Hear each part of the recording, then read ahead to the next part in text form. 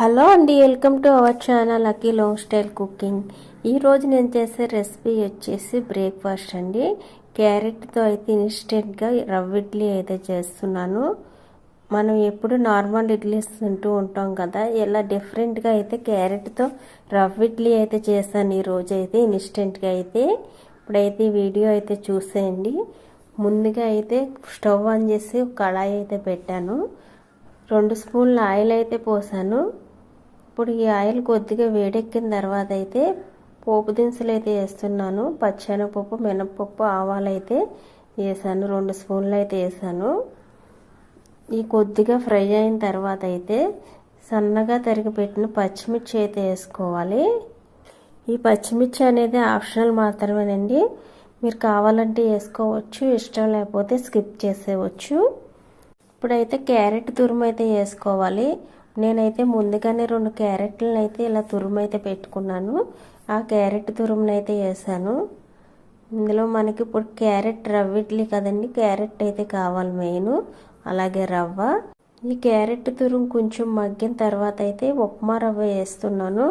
బాంబే రవ్వ, ఇన్స్టెంట్గా ఇడ్లీ చేస్తున్నాం కదా, బాంబే రవ్వ అయితే తీసుకున్నాను. బాంబే రవ్వ అయితే కొంచెం ఫ్రై అవనివ్వాలి, మాడనివ్వకూడదు. ఫ్లేమ్ లో టు మీడియంలో అయితే పెట్టుకుని ఫ్రై చేసుకోవాలి, లేకపోతే రవ్వ అయితే మాడిపోతుంది. ఇది ఫ్రై అవుతూ ఉండగా మంచి స్మెల్ అయితే వస్తుందండి. ఇలా అయితే గరిటతో తిప్పుతూ ఉండాలి, ఆపకూడదండి, ఆపితే మాడిపోతుంది అడుగునైతే. ఈ విధంగా ఫ్రై చేసేసుకున్న తర్వాత అయితే స్టవ్ ఆపేయవచ్చు. ఇప్పుడైతే ఫ్రై అయిపోయింది. ఇప్పుడు స్టవ్ ఆపేసి గిన్నెలో అయితే వేసేస్తున్నాను. ఇలా వేసుకున్న తర్వాత టేస్ట్కి తగినంత సాల్ట్ అయితే వేసుకోవాలి. అదేవిధంగా 1/2 స్పూన్ వంట సోడా అయితే వేసాను. అలాగే సన్నగా తరిగి పెట్టుకున్న కరివేపాకు కొద్దిగా అయితే వేసాను. అలాగే కొత్తిమీర కూడా వేసుకోవాలి. సన్నగా తరిగి పెట్టిన కొత్తిమీర అయితే వేసాను. ఇప్పుడైతే నేను మజ్జిగ అయితే పోస్తున్నానండి. నేను తీసుకున్న కప్పుతో కప్పు మజ్జిగ అయితే తీసుకున్నాను. ముందుగా అయితే 1 కప్పు మజ్జిగ అయితే పోసేసి ఇలా కలిపేస్తున్నాను. ఇలా కలిపిన తర్వాత అయితే చూసుకుంటూ మిగిలిన 1/2 కప్పు అయితే తర్వాత అయితే పోసుకున్నాం. ఇప్పుడైతే మిగిలిన 1/2 కప్పు కూడా పోసేస్తున్నాను. ఇలా పోసిన తర్వాత కూడా సరిపోనట్లయితే, కొంచెం గట్టిగా ఉన్నట్లయితే కొద్దిగా వాటర్ అయితే పోసుకోవచ్చు. నార్మల్గా వేసే ఇడ్లీ పిండి కలిపినట్లుగా అయితే కలపకూడదు, కొంచెం గట్టిగానే కలుపుకోవాలి.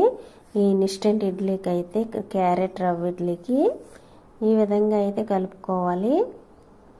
ఇలా కలుపుకుంటే సరిపోతుంది. ఇప్పుడు మూత అయితే పెట్టేసి 1/2 గంట సేపు అయితే పక్కన పెట్టేస్తాం, మగ్గుతుంది ఈ రవ్వ అనేది. ఈ లోపల చట్నీ అయితే ప్రిపేర్ చేసేసుకుందాం. స్టవ్ ఆన్ చేసి ఒక కళాయి అయితే పెట్టాను. 1 స్పూన్ ఆయిల్ పోసి 4-5 పండు మిర్చీలు అయితే వేసాను. మామూలు మిర్చి అయినా వేసేసుకోవచ్చు. అలాగే 1 కప్పు పల్లీలు అయితే వేస్తున్నాను. ఈ మిర్చి కొంచెం ఫ్రై అయిన తర్వాత అయితే పల్లీలు వేసాను. ఈ పల్లీలు కూడా కొద్దిగా ఫ్రై అయిన తర్వాత కొత్తిమీర అయితే వేస్తాను. ఇప్పుడైతే ఈ విధంగా ఫ్రై అయితే సరిపోతాయి పల్లీలు, మిర్చి కూడా. ఇప్పుడు కొత్తిమీర అయితే వేద్దాం. కొత్తిమీర అయితే ఇలా కట్ చేసుకుని కడిగి అయితే వేస్తున్నాను. ఈ కొత్తిమీర కూడా ఫ్రై అవనివ్వాలి.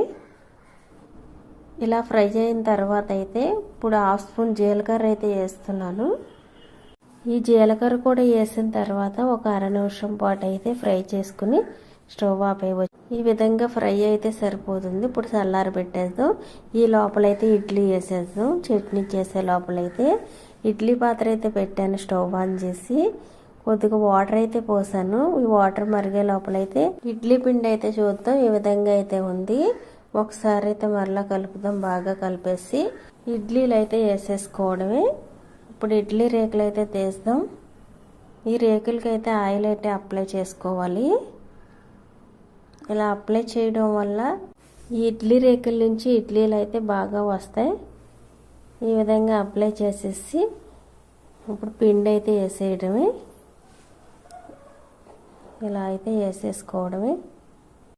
మనకు కావాల్సిన ఎన్ని ఇడ్లీలని ఇలా అయితే వేసేసుకోవచ్చు. ఇప్పుడు రేకు పైన రేకు పెట్టేటప్పుడైతే ఇలా అయితే చూసుకుని అయితే పెట్టండి. ఇడ్లీ పైన హోల్స్ వచ్చేలా పెట్టాలి.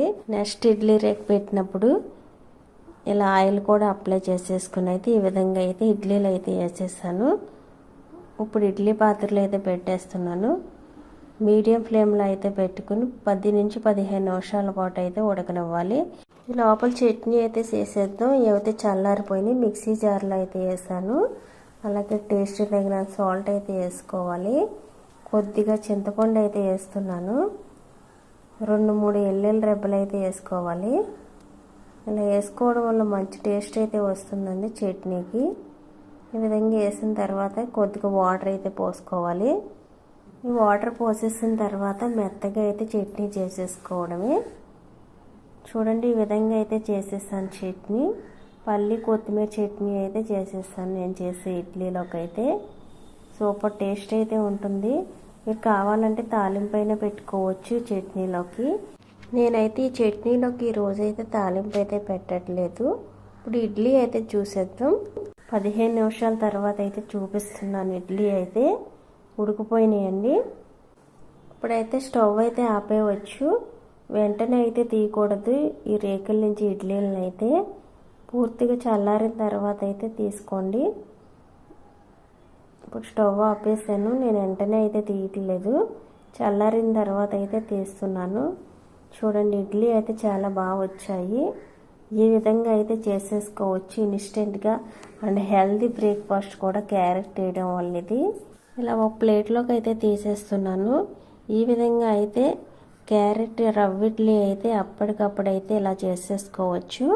సింపుల్గా చేసేసుకోవచ్చు అండ్ హెల్తీ బ్రేక్ఫాస్ట్ కూడా క్యారెట్ వేయడం వల్ల పిల్లలకు కూడా హెల్త్ చాలా మంచిది. ఇలా తీసేసిన తర్వాత నేను చేసిన చట్నీ అయితే సర్వ్ చేసుకుని తినేయడమే లేటు. ఏ చట్నీ అయినా వేసుకోవచ్చండి. ఇందులో అయితే టేస్ట్ అయితే సూపర్గా అయితే ఉంటుంది. మేమైతే ఈరోజు కొత్తిమీర పల్లి చట్నీతో అయితే సర్వ్ చేసుకుని క్యారెట్ ఇడ్లీని అయితే ఈ విధంగా చేసేసి తినేస్తున్నాం. ఈ వీడియో మీకు నచ్చినట్లయితే లైక్ చేయండి. అలాగే సబ్స్క్రైబ్ చేసుకోని వాళ్ళైతే సబ్స్క్రైబ్ చేసుకోండి. ఇలాంటి ఈజీ రెసిపీస్ని అయితే చూసేయండి.